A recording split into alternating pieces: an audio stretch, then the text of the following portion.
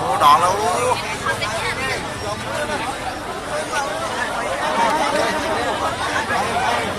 Ra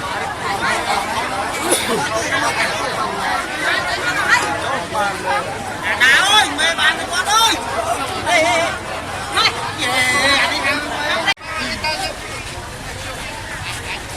qua sông An nha.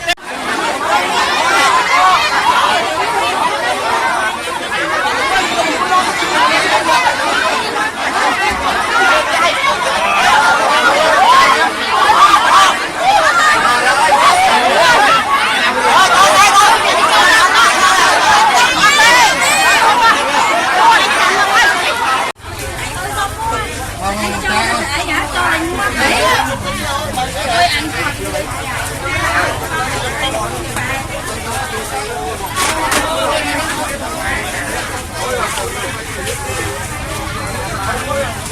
Gõ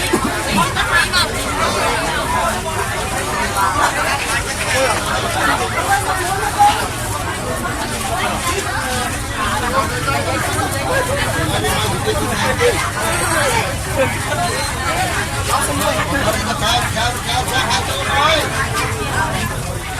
hấp dẫn.